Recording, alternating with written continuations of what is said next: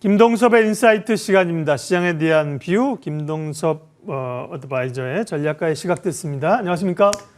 안녕하세요. 예, 뉴욕 증시가 다행히 금요일에 하락분을 완전히 만회하면서 강한 반등을 줬는데요. 연준 위원들의 연설이 제롬 파월부터 해서 이번 주에 또 줄줄이 있잖아요. 그래서 또 출렁거릴 개연성도 좀 있어 보이네요. 시장 읽어주십시오. 여는 총재들이, 지역 총재들의 발언이 굉장히 그 시장에 영향을 많이 미치고 있는데요. 지난주 금요일에는 이제 제임스 블라드라고 그 세인트루이스 연은 총재인데, 이분은 원래 비둘기예요. 비둘기로 유명한데, 그가 이제 매파로 변신했다 해서 지난주 금요일 날 하락을 했죠. 거기에 키포인트는 금리 인상 시점이 FMC 회의에서는 2023년도에 2번을 언급했죠. 제임스 블러드 같은 사람은 2022년도 말, 그러니까 내년 말 얘기를 하고 있어요. 아주 뜬금없는 발언이 나왔죠. 근데 이게 뜬금없다고 할 수는 없어요. 왜냐하면 인플레이션이라는 것은 하루아침에 생기지 않습니다. 서서히 생기면서 그것이 나중에 시장에 큰 영향을 미치게 되죠. FMC에서 이번에 그 인플레이션 목표치를 1%를 올렸잖아요. 그래서 3%까지 목표치를 설정했어요. 그러니까 인플레이션에 대해서만큼은 인정한 거죠. 이런 상태에서 지난주 금요일 날 주가가 밀렸어요. 그런데 이제 오늘은 또 누가 이 시장을 또 돌려섰냐? 존 윌리엄스라는 뉴욕 연은 총재가, 이 사람은 이제 왔다리 갔다 안 합니다. 항상 비둘기였습니다. 항상 비둘기. 존 윌리엄스. 근데 이 사람이 무슨 얘기를 하냐면, 항상 연준에서 하던 얘기가 있어요. 인플레이션은 일시적이다. 그 표현을 약간 돌려서 얘기했어요. 무슨 말이냐면, 올해는 3% 정도까지 봐야 되겠지만 내년에는 결국 2%로 갈 거다. 이렇게 얘기를 합니다. 그러니까 완전히 그 똑같은 얘기를 약간 구체적으로 돌려서 얘기를 한 상황이었고, 거기에 이제 그 반발 매수세가 시장에 들어오면서 주가를 이끌었죠. 근데 여기서 우리가 중심적으로 생각해야 될 화두는 뭡니까? 인플레이션은 일단 올해는 인정이 된 거예요. 내년이냐 아니냐, 그거에 따라서 이제 시장이 상당히 영향을 미치고 있고요. 거기에 따라서 주가에 영향을 미치는데, 저는 인플레이션에 대해서 사실은 여는 총재들의 발언을 믿지 않습니다. 왜 그러냐면, 그들이 과거에 이런 얘기를 했어요. 인플레이션이 막 올라갈 쯤 되니까 첫 번째로 한 말이 일시적이라는 표현을 그대로 썼죠. 그러면서 하는 말이 무슨 말을 했었냐면, 우리는 인플레이션을 다룰 수 있는 도구와 수단이 있다라는 용어를 썼어요. 도구와 수단이 있다고 해서 제가 이 방송에 그랬죠. 저는 그러면 실체적 방법을 제기해줬으면 좋겠다. 립서비스보다는 실체적 방법이 필요하다라는 얘기를 했는데, 실제로 인플레이션이 올라와서 도구와 수단이 방법이 있었다면, 우리가 알고 있는 금리 인상이 아닌 다른 게 있었다면, 사실은 지금 금리를 올리겠다 안 했다 이런 이유를 얘기할 이유가 전혀 없었죠. 그런데 인플레이션 때문에 금리 인상 시점이 2023년도로 앞당겨졌어요. 그리고 또 제임스 블라드 같은 경우에는 2022년 말 정도로 얘기하고 있어요. 이거는 결국 그들이 말하던 금리 인상에 대한, 그러니까 그들의 말했던 인플레이션 제재 수단이 금리 인상이었다는 것을 결국 표현한 것밖에 안 된 거예요. 그러면 결국 이때까지 말한 것은 다 어떻게 보면 시장을 지키기 위해서 발언한 거지만, 실질적으로 보면은 거짓말을 한 거죠. 다른 거는 방법이 없다는 겁니다. 결국 금리 인상 시점이 시장의 방향성을 재개할 거다. 이 얘기를 하고 있는 상황이다라고 보고 있어요. 저는 사실 연준 위원들 사이에서 이 금리 인상이 1년 정도 차이가 생기는 것도 좀 이상하지만, 연준 전체 FMC에서 1년을 더 앞당겼다는 것 자체도 좀 이상합니다. 무슨 말이냐면, 연준에서 FMC 회의를 통해서 원래 제로금리를 2023년까지 한다고 했었는데 그 1년 땡겨줬잖아요. 그 상태에서 또 다른 비둘기가 1년을 더 당겼어요. 그렇죠? 이런 상황이면 2년이 갭이 뜬 거잖아요. 그러면 인플레이션을 일시적으로 보기는 굉장히 어렵다는 거죠. 결국 시장이 흘러내릴까 봐 두려운 연준이 뭔가 방법을 제기하기 위해서 자꾸 발언을 하는 거다. 이렇게밖에 해석이 안 됩니다. 그래서 저는 사실은 이런 생각도 하고 있습니다. 이건 개인적 생각인데요. 틀릴 수 있습니다. 옛날에 폴 볼커라는 그 연은 총재가 의장이죠. 그 사람이 어떻게 했냐면 한 방에 2%씩 올렸습니다.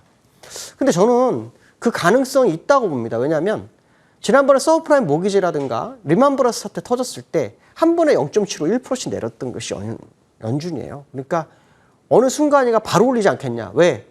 적어도 인플레이션이라든가 이런 거에 대한 부분을 정확하게 통제를 못하고 있다는 것을 이번에 알려준 거잖아요. 시간을 자기 마음대로 늘렸다 줄였다는 그것이 아주 짧은 기간이 아니라 거의 1년씩 줄였다라는 거. 그 자체를 본다 그러면 인플레이션이 가파르게 상승할 수 있다는 생각을 해야 될 것 같고 그 인플레이션에 따라서 연준이 갑자기 태도를 변경할 수 있는데 그때 태도 변경할 때 아까 말씀하신 것처럼 인플레이션을 잡을 수 있는 도구와 수단은 금리 인상이라면 0.25씩 올리지 않을 수 있다. 그러니까 이 부분을 한번 감안해서 시장을 봐야 되겠다. 그래서 옛날 폴 보커가 금리 정상화할 때 시장에 쇼크를 줬던 그런 상황이 있었는데 이번에 또 그런 상황이 있을까라는 생각도 한번 해봐야 되지 않을까 이렇게 말씀드릴 수 있을 것 같습니다. 기술적으로 미국 시장은요. 이제 일봉상으로는 60일선 밑에예요. 그러니까 뭐냐면 주가가 60일선을 딱 깨트리고서 이제 120일선을 향해서 가고 있다가 여기서 양봉이 나왔어요. 이 자리가 주봉의 20주선입니다.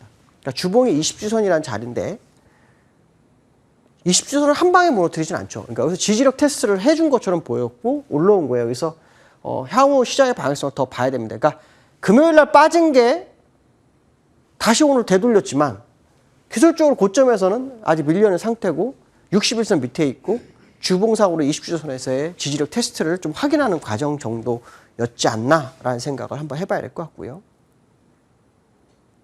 두 번째는 나스닥인데요. 나스닥도 역시 올랐죠. 올랐지만 역시 3,000장을 완전히 벗어나지 못한 상황. 결국 금요일과 월요일 날 상승과 하락을 반복했지만 지수는 제자리였고 다우는 60일선 밑에서의 움직임이 계속해서 움직이고 있는 상황이다. 이렇게 보시면 될 것 같습니다. 두 번째로는요. 유가를 좀 얘기를 해봐야 될 것 같습니다. 지난번에 제가 백불 가능성 뭐 이런 얘기 한번 했었는데 이란과 핵 협상 합의가 중단됐죠. 그래서 또 올랐어요. 그래서 얼마까지 올랐냐면 73불까지 올랐는데 지금 78불이 지나가게 되면 100불이 보입니다. 근데 이거는 그 이란뿐만 아니라 사실은 그 수요가 날 거라는 어떤 기대감이 시장에 있어요. 그러니까 코로나라 일정한 시간이 지나가게 되면 결국 수요가 늘어날 거다. 그러면 공급과 재고가 줄어들 거라는 그런 기본적 분위기가 있는 상태에서 이란의 핵 합의가 중단되면서 유가가 뛰었거든요. 그러면 이제 사람들이 어떤 생각을 유가가 그러면 더 가면 주가도 올라가는 거 아니야? 이런 생각을 할 수 있습니다. 근데 좀 다릅니다. 무슨 말이냐면 유동성을 이제 회수해야 하는 가정에 있는 그 경기 회복이나 어떤 과열에 의해서 유동성을 회수해야 하는 그런 시장의 모습이 현재 시장인 거고 유가는 같은 경우에는 그 회수하는 과정 속에서 경기가 회복돼가지고 그것이 앞으로 반영될 거라는 그 분위기이기 때문에 유가하고는 전혀 다른 분위기가 될 수 있습니다. 그래서 유가 같은 경우에는 78불 정도가 돌파가 되면 100불이 열릴 수 있습니다. 100불이. 근데 사실은 이게 루머에 의한 100불 가능성이 굉장히 많았어요. 그래서 현재 73불 66센트 정도의 서브텍사스 중진리가 움직이고 있는데 기술적으로는 충분히 가능한 공간이 열렸죠. 기술적으로는 지금 요 중간부 마디에 거의 다 왔어요. 음봉 떨어졌는데 이게 이렇게 되돌려서 올리잖아요. 올리는 상황으로 보시면은 그 5일선이나 5주선 위쪽에서 움직이고 있어요. 그래서 이 모습을 보면은 78불 돌파가 가시권에 있는 것은 거의 확실한 것 같습니다. 그래서 그게 돌파되고 난 다음에 100불을 바라볼 수 있다. 그래서 78불이 일단 마지막 저항선. 그러나 이것을 지수하고는 다르게 보는 게 좋겠다라고 말씀드리고 싶습니다. 그래서 지수 유가가 상승해서 경기 회복에 대한 기대감이 주가에도 영향을 미칠 거라는 생각하시면 안 되고 그건 좀 약간 시장의 그 방향성이 다르다는 생각을 한번 해보셔야 되지 않을까 이렇게 말씀드릴 수 있을 것 같습니다. 그 다음에 이제 삼성전자 좀 얘기를 좀 해드리려고 해요. 삼성전자가 이제 8만 원 싸움하고 있는데 삼성전자가 사실은 완전히 그 시장을 끌어올리지 않으면 우리나라 지수가 업그레이드 되기 쉽지 않습니다. 지금은 이제 다른 종목들을 많이 받쳐줘서 주가가 이제 고점까지 와 있지만 삼성전자 같은 경우에는 고점 96,800원에서 지금 밀려서 8만 원이 됐어요. 그러니까 16,000원 정도가 밀렸죠. 그러면 약 지금부터 20% 위에요. 그러니까 실제로 레벨업이 되려면 삼성전자가 올라가야 되는데요. 삼성전자가 기술적 분석상으로 굉장히 어려워요. 지금 그 월봉인데요. 월봉 보시면 5월선 뚫고 밑으로 좀 떨어지고 있는 과정이 보이고 있어요. 그리고 주봉, 월봉이 나쁘면 주봉 나쁘겠죠. 주봉도 역시 5주선과 20주선 지금 우하향으로 다 틀고 내려가고 있거든요. 그래서 후에스백 캔들 하나 지입한 이 상황의 모습을 보면 주가상으로는 횡보하는 것처럼 보이지만 이평상으로는 우하향으로 기울었다는 거죠. 그러니까 이 부분을 보면은 삼성전자가 완벽하게 치고 가는 모습이 나오지 않는다면 사실 주가가 굉장히 어렵죠. 특히 그 개인이 많이 간 종목은 주가가 많이 산 종목 주가 잘 안 간다는 표현을 예전부터 있었는데 삼성전자가 사실은 개인들이 많이 몰려 있잖아요. 그래서 아마도 그 물량 때문에도 무거운 것 같다. 그러면 지수가 지금 여기까지 올라온 것도 어떻게 보면 대단한 기적이다라는 생각이 많이 듭니다. 그래서 삼성전자의 흐름이 향후 시장에 상당한 영향을 미치기 때문에 그들의 흐름을 봐야 되는데 거기서 외국인들과 기관이 매수 전환하는지가 아주 중요할 거다. 이렇게 보시면 될 것 같습니다. 오늘 여기까지 하겠습니다. 감사합니다. 예, 고맙습니다. 김동섭 전략가님 함께했습니다. 지수 확인하겠습니다. 코스피 19포인트 상승이네요. 3,260이고요. 코스닥이 어제 들밀렸었죠. 그러면서 오늘은 약보합권에서 1,010선에서 계속해서 움직입니다. 예, 시장 공감텐 오늘은 여기까지 하겠습니다. 저는 잠시 11시 이슈 MB에서 다시 뵙겠습니다. 고맙습니다.